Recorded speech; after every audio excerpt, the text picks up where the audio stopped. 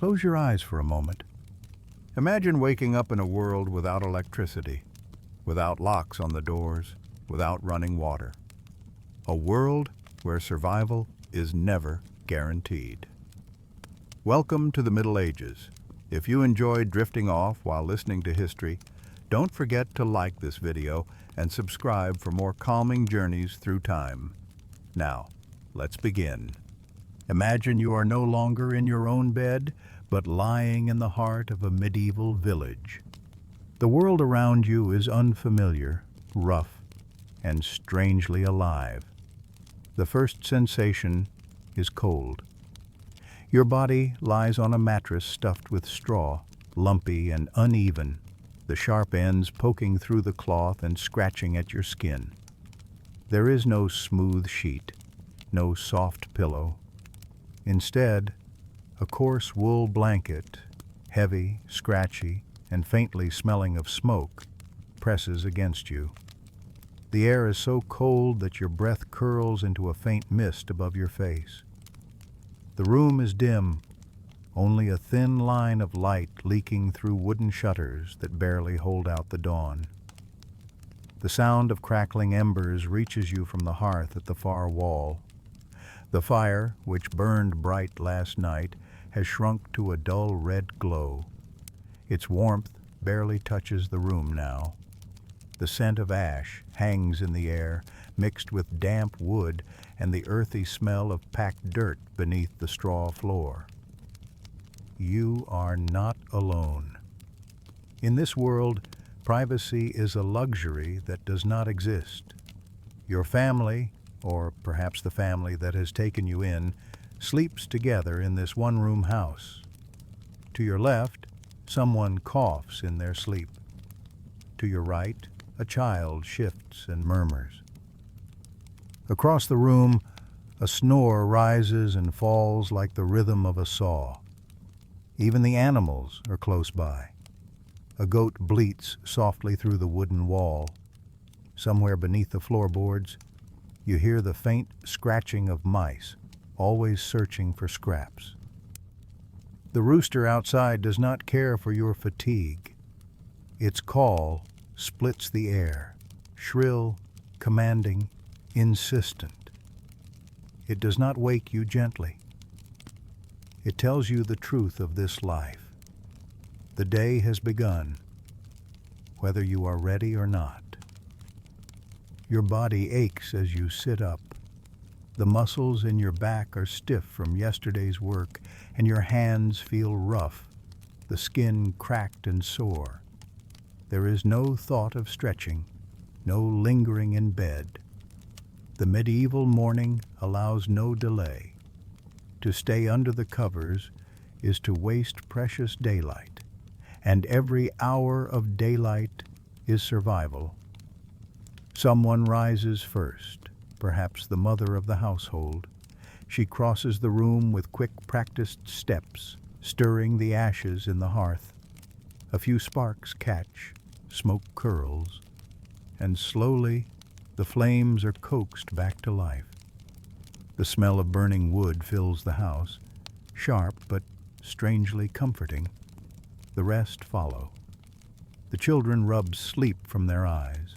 The men pull on rough tunics, patched with years of wear. Wooden clogs scrape across the floor. There is no silence, only the rhythm of life returning. The day is awake, and so are you. Step outside, and the cold greets you like a slap. The mist is thick, clinging to the ground, wrapping the crooked cottages in a pale, ghostly veil. The dirt path beneath your feet is already churned with mud, marked by the prints of animals that wandered in the night. Chickens scatter as you walk, flapping their wings and leaving feathers behind.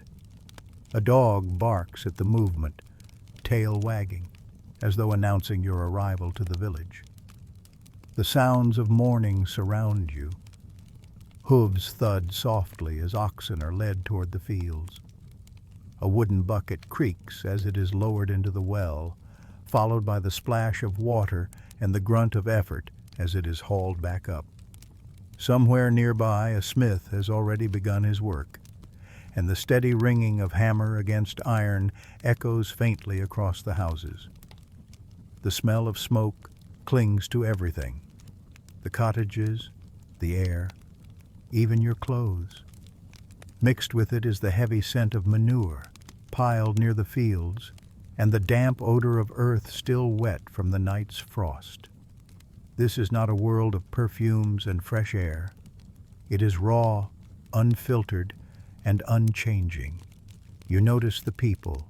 Their faces are tired, lined with age, even when they are young. Children carry bundles of sticks, their bare feet muddy, their eyes still heavy with sleep. Women stoop to draw water, their backs bent from years of repetition. Men lead animals toward the fields, their shoulders already bowed beneath invisible burdens. No one smiles, but no one complains either. This is life. To endure is the only choice. And you? How do you feel standing here in the middle of it all? Your modern body, unused to cold mornings and rough beds, would already be protesting. The chill bites at your skin. The smells overwhelm your senses. The noise feels chaotic, almost oppressive. One day of this might be enough to test your patience, but for them, it is every day, every year, every season of their lives. Pause for a moment. Picture the dirt under your nails, the roughness of your clothes, the hunger already curling faintly in your stomach. This is not just waking up. This is survival from the first moment you open your eyes. And yet, there is a strange beauty here. The mist glowing in the dawn, the sound of bells ringing from a distant chapel tower, the sight of smoke rising from dozens of chimneys, each one a signal of life, of warmth, of community. The medieval morning is not gentle, but it is alive. As you breathe in this world, you realize how fragile your comfort is, how easily it could be stripped away. Here, a bed is straw, water is hauled by hand, and warmth comes only from fire and sweat. And yet, for those who lived it, this was simply normal. Take a slow breath now. Let the sounds and smells fade into the distance. Imagine the village continuing without you, the people stepping into the fields, the animals stirring, the fires burning. Because this is only the beginning. The true weight of the medieval day has yet to arrive. Work, endless and demanding, lies ahead. And if your eyes are already growing heavy, let the rhythm of this morning carry you into rest. For those still awake, we will walk together into the labor of the day, the toil, the struggle, and the relentless work that defined survival in the Middle Ages. The Middle Ages do not grant rest. Once the first pale light of dawn spills over the thatched roofs, life demands your energy. Survival waits for no one, and in this world, every waking moment is labor. The morning begins with simple tasks, but they are far from easy. Fire must be coaxed from ash, so meals can be cooked and warmth returned to the house. Buckets must be carried from the well, each one heavy, sloshing against bare legs as you walk back over uneven ground. The weight cuts into your hands, the rope rough against your palms. You do not carry one bucket. You carry many. And you are not alone. Children, no more than 6 or 7 years old, join this ritual, their small frames stooped under the same burden. Even before the sun clears the horizon, the animals need tending. Cows must be milked, sheep driven from pens to pasture, chickens scattered and fed.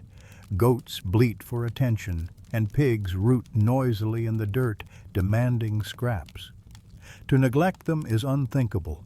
Animals are not companions, but the difference between life and hunger. Their care is not optional. It is survival, written in hooves and horns. And then comes the labor of the fields. Step outside the village proper, and you find yourself among acres of rough, uneven earth. The soil is heavy, clinging to your boots, and the plow you grip is crude but stubborn. Oxen strain against the harness, muscles rippling, nostrils steaming in the cold morning air. The wood creaks, the iron edge bites shallowly into the earth, and you guide the tool forward, step by painful step.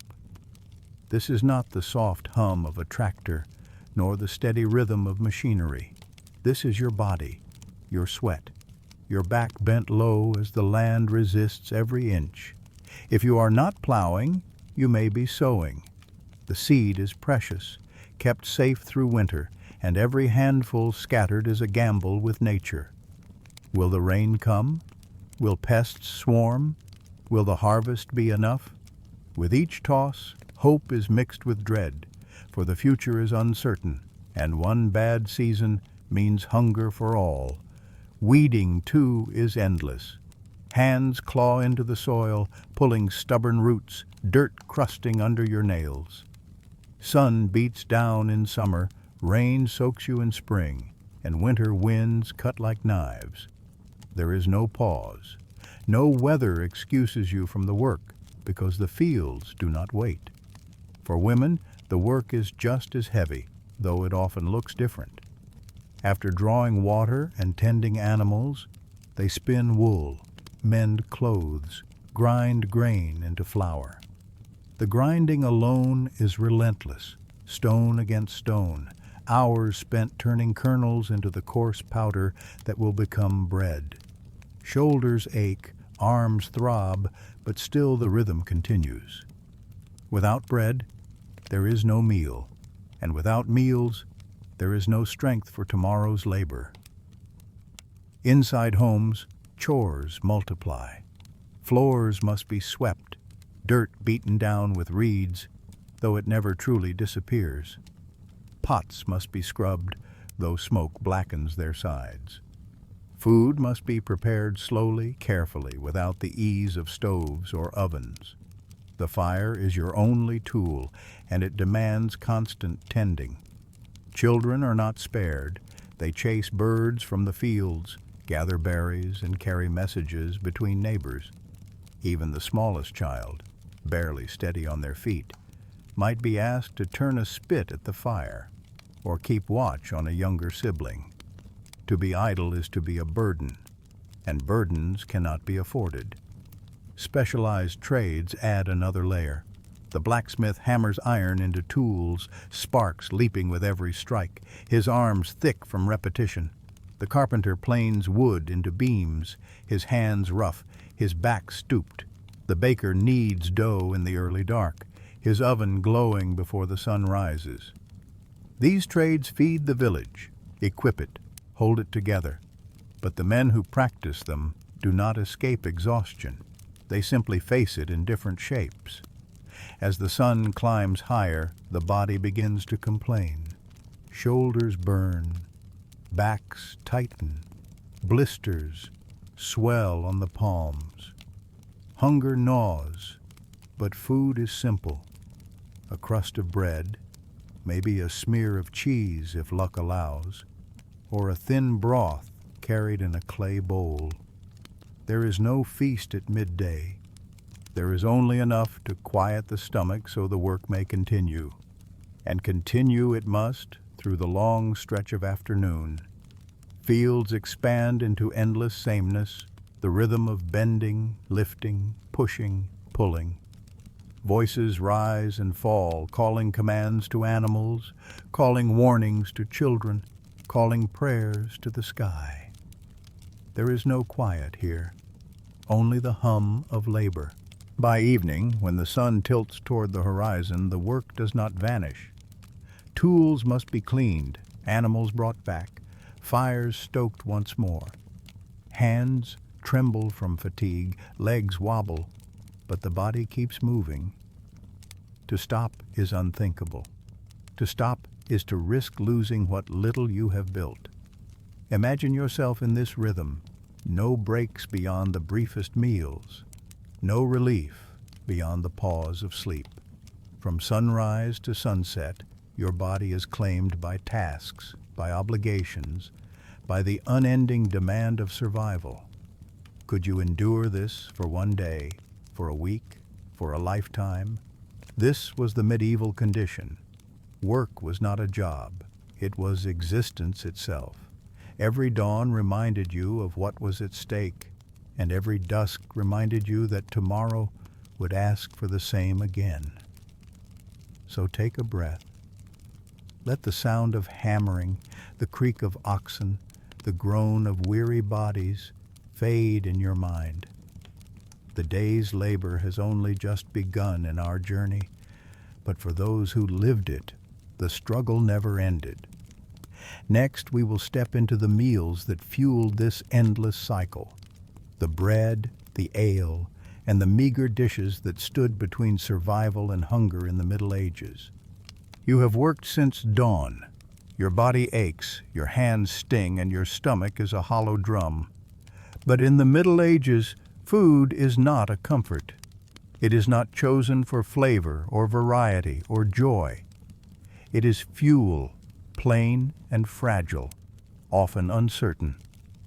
And tonight, as you sit in a dark, smoky hall, you realize how different survival truly tastes. Bread is the center of every meal. But this is not the soft, airy bread you know today. It is heavy, dense, baked with coarse flour that scratches the throat. Some loaves are made with rye, others with barley, sometimes mixed with ground beans or even ground up acorns when grain runs low. It is bread that crumbles into stone within a day, bread that could chip a tooth if you bite too hard. Still, you chew, because bread is life. A harvest failure means hunger. A poor harvest means famine. Every slice is a reminder of how fragile survival can be. Beside the bread there might be pottage, a thick, bubbling stew of grains, beans, and whatever scraps can be spared. It simmers in a blackened pot over the fire, tasting mostly of smoke and salt. Some days it carries a few root vegetables, onions, leeks, carrots, if the season is kind. On rare days, a scrap of meat drifts in the broth, stringy and sparse. You do not ask what animal it came from. In a hungry world, every scrap is welcome. Water, though vital, is not trusted. Streams and wells carry disease, invisible and deadly. A cup of water might taste cool and refreshing, but it might also carry sickness that lingers for weeks. So instead, most drink ale, weak beer, cloudy and sour, brewed in cottages with care and desperation. Children drink it, elders drink it, not for pleasure, but for safety. The ale dulls the risk that water brings, even if it fills the stomach with little else. Its taste is sharp, bitter, but familiar. The wealthy live differently. Their tables hold roasted meats, beef, pork, venison hunted in private forests. Spices trickle in from faraway lands, cinnamon, pepper, saffron, tiny miracles carried by merchants and sold for silver. For them, food is display as much as nourishment. To eat richly is to show power, to mark distance from the peasants who chew their coarse bread in silence. But for most of the village, such luxuries are only rumors, whispered with awe, never tasted. Even the simplest foods carry risk. Grain left too long grows mold, sprouting invisible poisons. Meat spoils in days, crawling with sickness, if not salted or smoked. Milk sours quickly, turning thick and sharp. Cheese, hard and salted, lasts longer, though it crumbles dry between your teeth.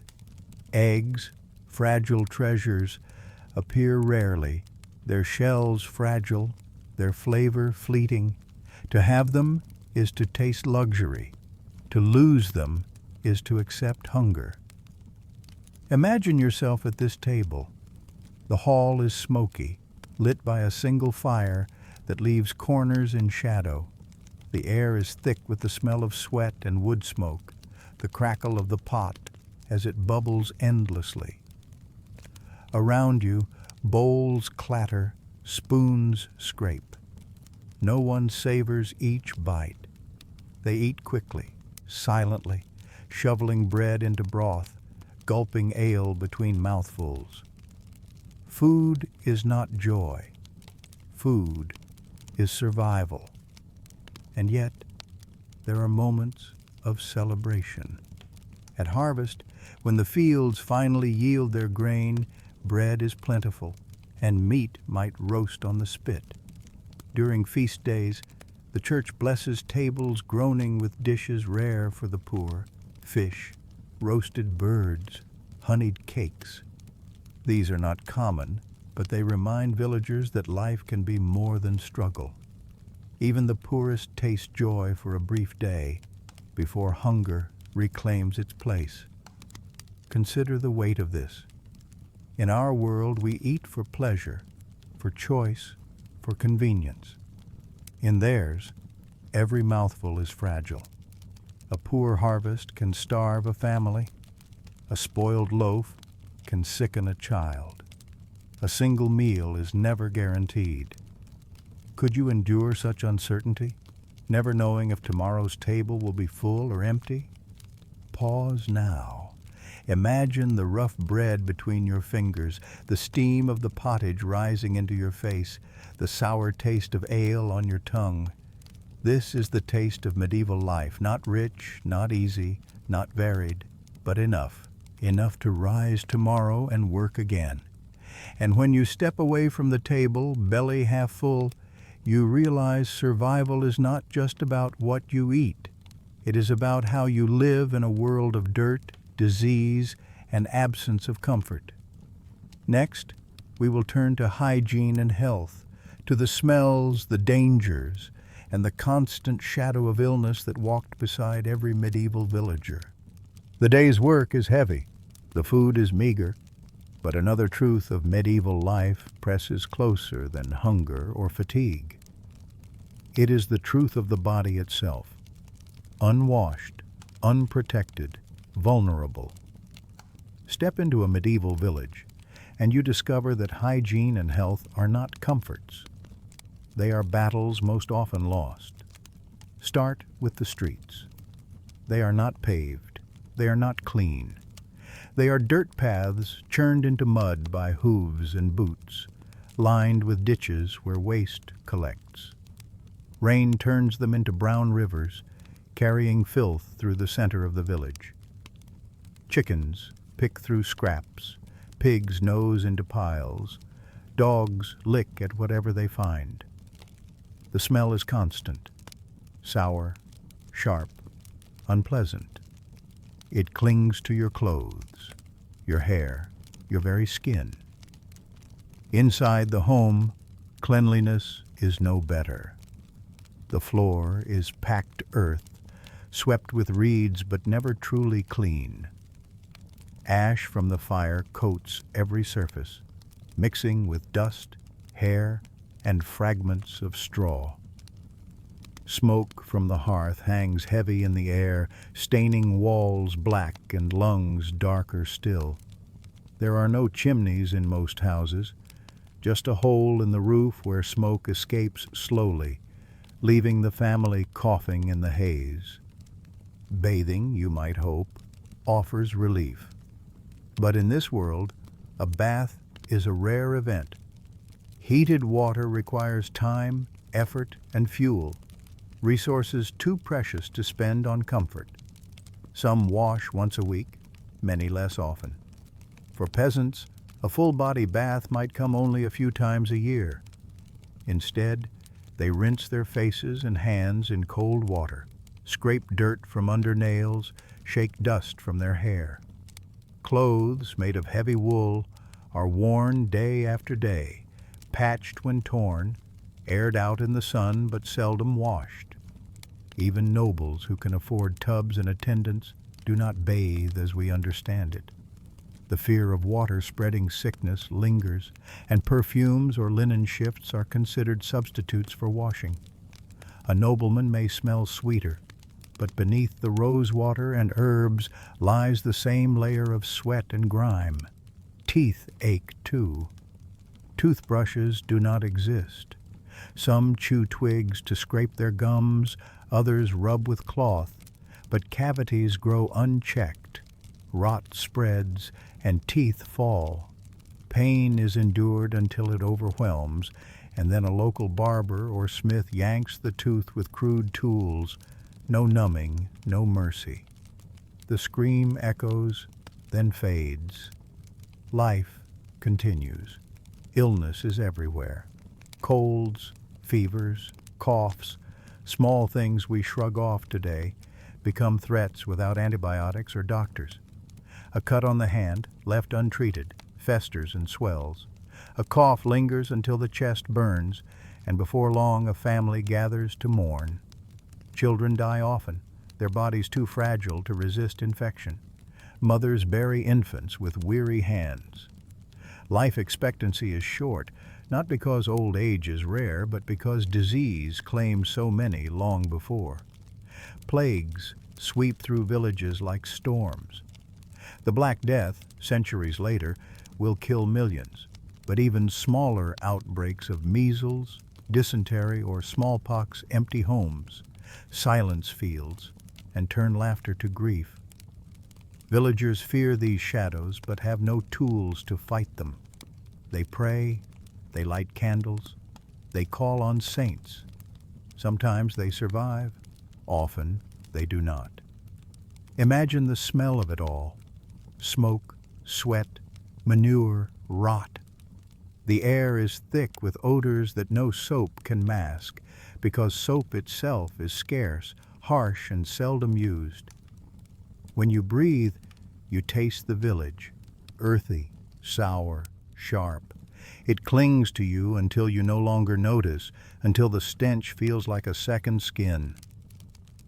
Now picture your own body in this place, your hair oily, your skin itching from fleas and lice that creep through every bed of straw.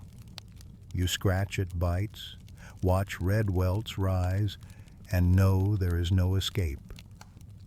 Vermin are everywhere, in the bedding, in the grain stores, in the very seams of your clothing. Rats scurry across beams, their teeth flashing as they gnaw at sacks of wheat. You do not kill them all. You cannot. You learn to live with them. And still, life goes on. People laugh. People work. People gather in church. They do not see themselves as filthy, for this is simply the way of the world. What we would call unbearable is to them ordinary. They endure because there is no other choice. Pause now. Imagine the feel of sweat on your skin, the sting of an untreated cut, the heaviness of smoke in your lungs. Could you last a day like this? Could you last a week? For medieval villagers, it was not a test, it was existence itself. And yet, beneath the hardship, there is resilience. Children still chase each other through the mud, women still sing as they scrub pots. Men still share ale and laughter, their rough hands slapping the table. Even in dirt, even in sickness, life finds rhythm. That rhythm, harsh as it is, carries them forward. As night falls, however, the world does not quiet. The village changes its voice. The work and the filth remain, but new sounds rise. The clatter of markets, the ring of hammers, the bleating of animals, the whispers of neighbors.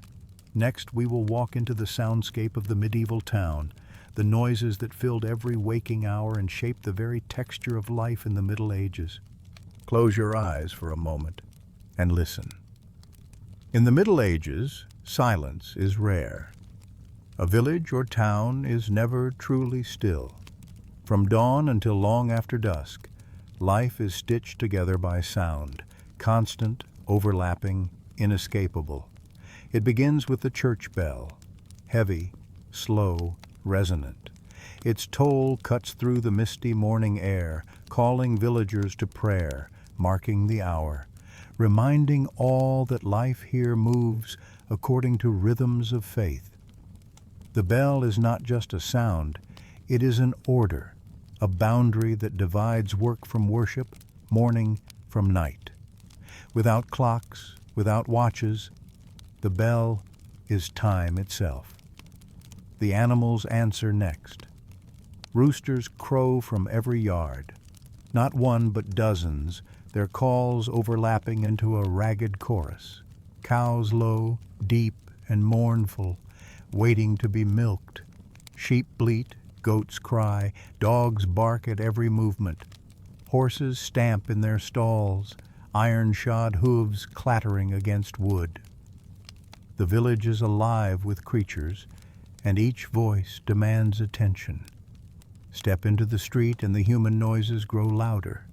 Doors creak open on rough wooden hinges. Feet scuff along dirt paths. Voices rise as neighbors greet or argue. Children squeal in play, their laughter sharp against the deeper tones of adults. Babies wail, their cries muffled by shawls, their mothers rocking them while hurrying to chores.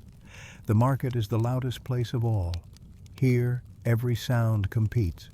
Merchants shout their prices, buyers haggle, their voices urgent and insistent. A butcher slams his cleaver through bone. A fishmonger slaps his catch onto the table, scales scattering. Chickens squawk as they are weighed, pigs squeal as they are herded.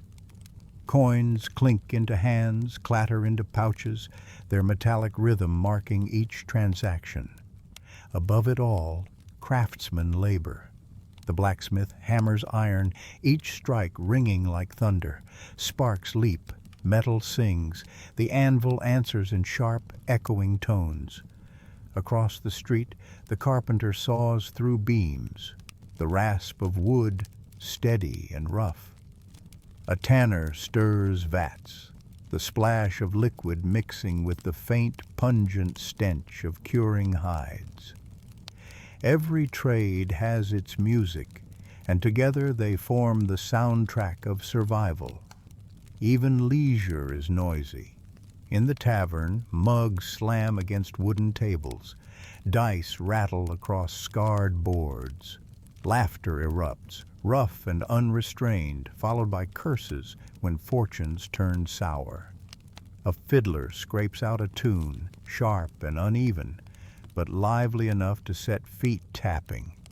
The air fills with smoke, with talk, with arguments rising toward fists. No one whispers here. Voices carry, loud as the fire crackling in the hearth. Yet outside the night brings no silence. Instead, new sounds emerge. The hoot of an owl echoes across the fields. Wolves howl from distant woods, their cries a warning that danger prowls just beyond the walls. Dogs bark in response, restless, guarding their homes. Within the village, shutters close, latches creak, prayers are muttered into the dark. Still, footsteps echo late into the night. Guards patrolling, drunks stumbling home, thieves slipping through shadows. The night speaks in softer tones, but it never falls quiet. Pause now and imagine yourself in this soundscape. The hammering, the shouting, the clinking of coins, the crying of animals. There are no engines, no hum of electricity, no distant roar of cars. But there is noise, constant and unrelenting. Every sound is tied to survival, to work, to worship, to fear. For those who lived it, these sounds were comfort. The bell meant order, the market meant trade, the hammer meant tools, the bark of a dog meant safety. But for you, arriving from silence and convenience, the noise might overwhelm. There is no escape from it, no quiet corner, no soft hum of solitude, only the voice of the medieval world, endless and alive. And yet, perhaps there is something soothing in it too.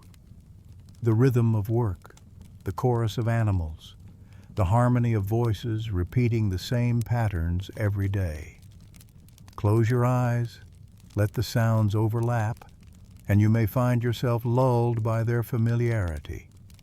This was the music of their lives, and for them, it was as steady as a heartbeat. But sound was only one part of the experience. To truly understand why a single day in the Middle Ages was so hard to endure, you must also feel the darkness. For when the sun set and the fires burned low, the world became something else entirely. In our next chapter, we step into medieval night, cold, shadowed, and utterly without the comfort of light. The sun has slipped behind the horizon. In our world, lights flicker on without thought. Lamps glow, streets hum, windows shine. But in the Middle Ages, night is not a gentle backdrop. It is a force. Darkness is a presence, heavy and alive, and once it falls, the village becomes another world. It begins slowly. The sky deepens from gold to purple, from purple to black. Shadows stretch long across fields, then merge until nothing remains but outlines. Inside cottages, fires are stoked higher, their glow soft against timber walls. A single candle may be lit, its small flame trembling in the draught. That candle is luxury. Wax is expensive, tallow is foul-smelling, and both must be used sparingly. So the night belongs to the fire. The hearth flame, low and smoky, warming faces and casting the room in restless shadows. Step outside, and the village is swallowed whole. The dirt street you walked in daylight is now only guessed at beneath your feet. Houses fade into shapes. Trees become looming silhouettes. The air feels sharper, colder, damp with dew. The silence is not complete. An owl hoots, a dog growls, the wind rattles through thatch, but it feels deeper than the clamor of day. Darkness is not emptiness, darkness is weight. Fear lives in that weight. To walk at night is to invite danger. There are no lanterns lining the roads, no guards with lamps at every corner. A single torch may light a stretch of path, but its glow dies quickly, leaving shadows thick and impenetrable. Stories whisper of thieves lurking in alleys, wolves circling beyond walls, spirits wandering fields. Whether or not you believe, your heart quickens when you hear a sound you cannot name in the blackness. Inside, families gather close. The fire crackles, bowls are scraped clean, prayers are whispered before bed. Beds themselves are simple, straw mattresses, sometimes shared by the entire family. The straw rustles, insects crawl, warmth seeps slowly from body to body. Privacy does not exist. Comfort is scarce, yet this closeness is safety, a barrier against the uncertainty pressing in from beyond the door. Consider the dangers hidden in that darkness. A cough that begins in the night may not end by morning. A single spark from the fire left untended can set a thatched roof ablaze, the village consumed before anyone wakes. A knock at the door could mean a neighbor in need, or a stranger with ill intent.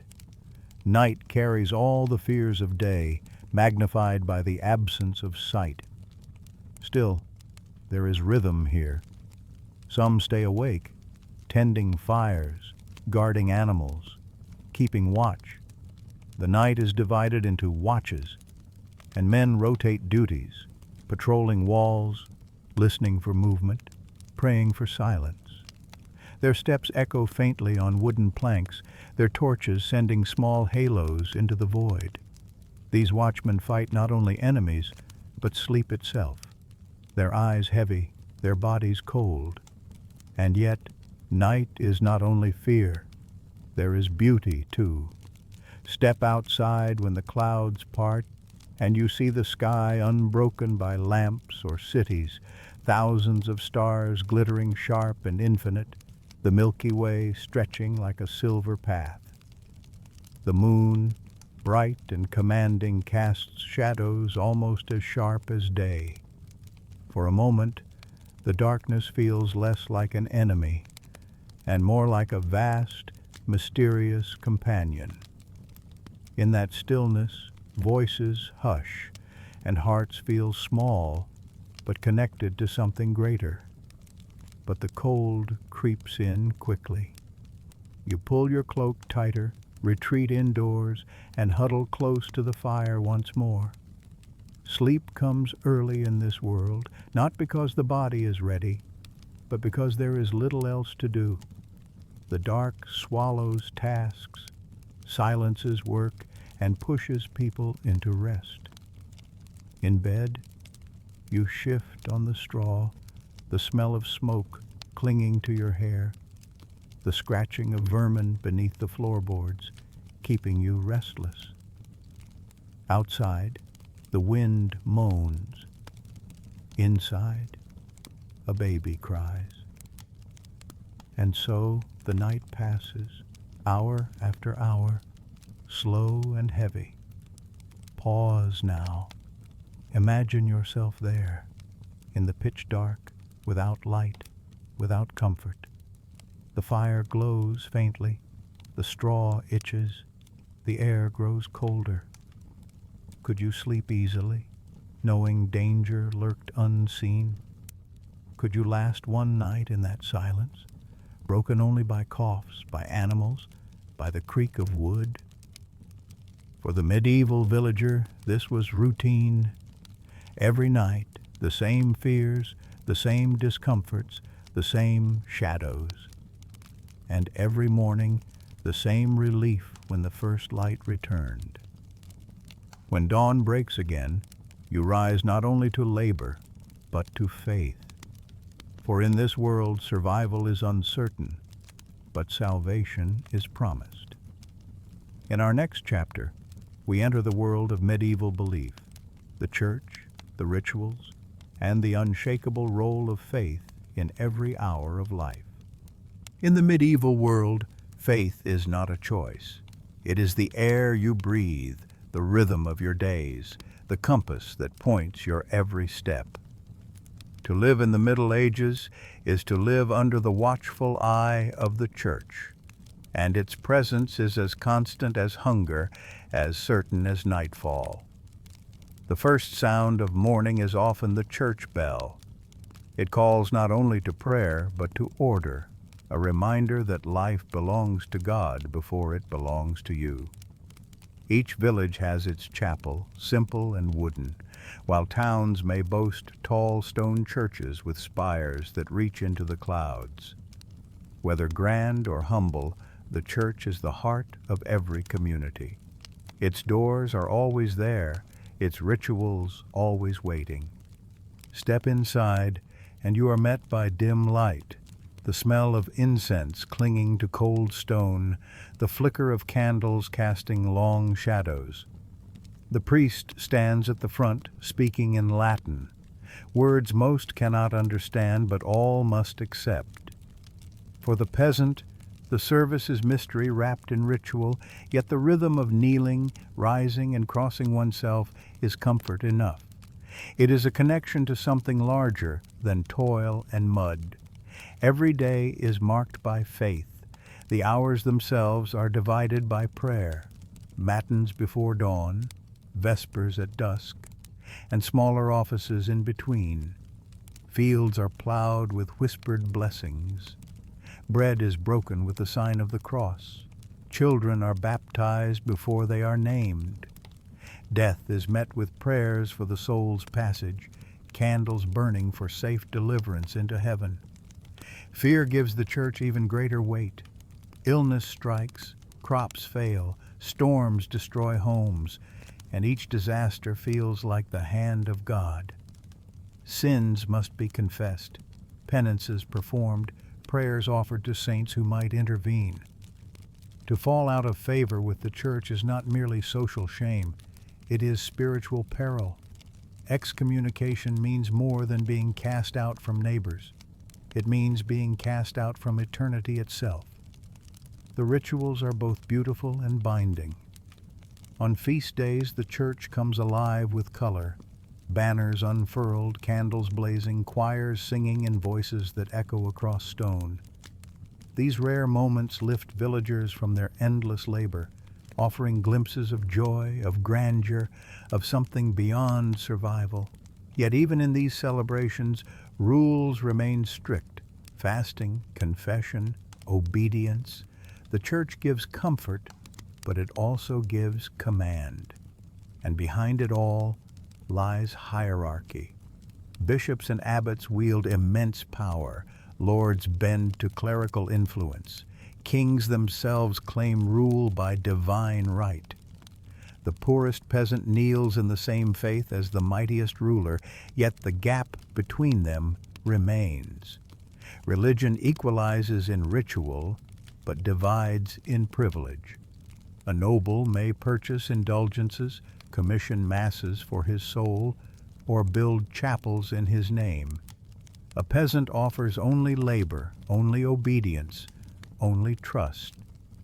Imagine how faith shapes your thoughts. You fear sin as much as hunger. You fear hell as much as disease. The devil lurks in every shadow, temptation in every whisper. Heaven is the hope that keeps you enduring, but the path is narrow, watched by priests who interpret God's will. For all its weight, faith gives meaning. The endless work of the fields, the pain of hunger, the sorrow of death, all of it can be borne if it leads to salvation. When a child dies, prayers promise reunion in heaven. When famine strikes, sermons frame it as a test of devotion. The church transforms suffering into purpose, hardship into spiritual trial. Without that lens, life might seem unbearable. With it, life feels like a road that leads somewhere brighter. Pause here. Imagine kneeling on the cold floor, incense stinging your nose, candlelight flickering against stone. The priest chants words you do not understand, but the sound is steady, eternal. You cross yourself, bow your head, and surrender your worries to forces beyond your control. Does it comfort you or frighten you? To place survival not in your hands, but in God's? For the medieval villager, there is no question. Faith is survival.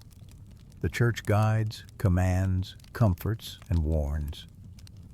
And when the bell tolls once more, the day begins again with prayer. But faith does not quiet the hardships themselves. After prayers are spoken and candles burn low, you still wake to the same labor, the same hunger, the same struggles. And so, in our final chapter, we reflect on why a single day in the Middle Ages felt like a trial, and why most of us today would not last even one sunrise to sunset in that world. You have woken with the medieval villagers. You have worked their fields, eaten their bread, walked their muddy streets, endured their darkness, and bent beneath the weight of their faith. Now pause and ask yourself, could you truly last even a single day here?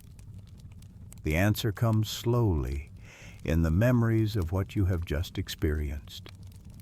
The morning was cold, the straw bed rough, fleas biting your skin before you even opened your eyes. Your body ached before the day had begun.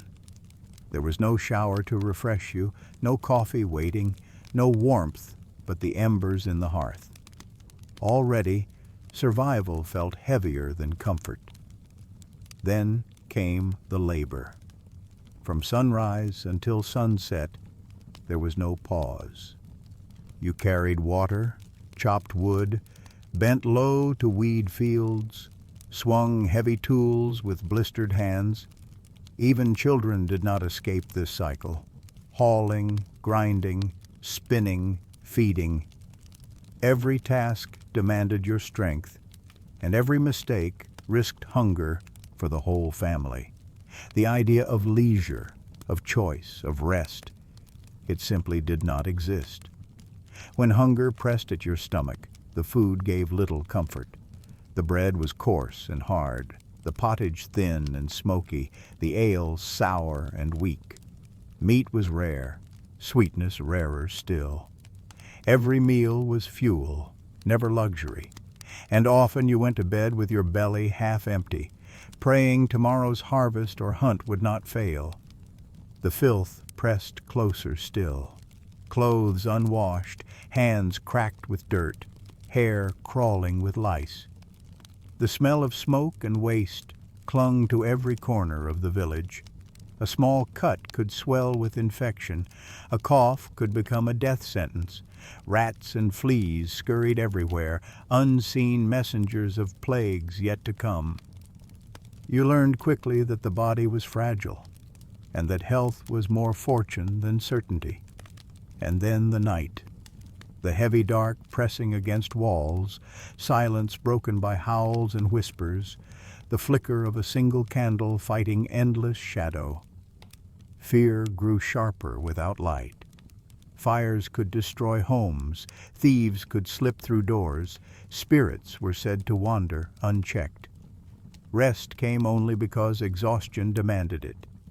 Through it all, the church was constant. Bells dividing your day, prayers shaping your choices, sermons warning of sin.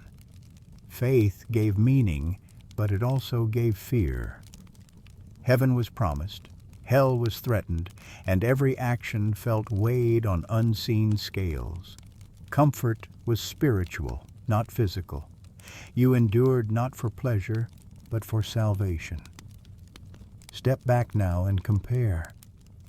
Could you last here? Could you last without locks on doors, without clean water, without medicine, without light?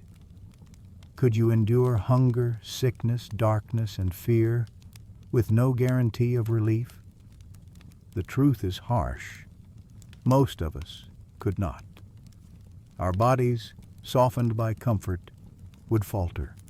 Our minds, accustomed to choice, would rebel. Even one day would feel endless, and one week might break us completely. And yet, they endured. Generation after generation, villagers rose with the bell, labored in the fields, prayed in the church, ate their bread, and huddled through the night. They laughed, they loved, they fought, they hoped. Life was harsh, but it was still life, and they carried it forward until centuries later we would inherit the world they built. That is the paradox of the Middle Ages. For us, it seems unbearable. For them, it was ordinary. They did not ask if they could last a day. They simply did, because survival gave them no other choice. So as you drift toward sleep, remember this. You carry comforts they could never imagine. Light at the flick of a switch, warmth at the turn of a dial, medicine within reach, food that fills and satisfies. The medieval villager would call you rich beyond dreams, and perhaps in that thought you may find a quiet gratitude tonight. If you enjoyed this journey into the past, don't forget to like this video and subscribe for more calming history made for sleep. Thank you for listening, and may your night be easier than theirs ever was.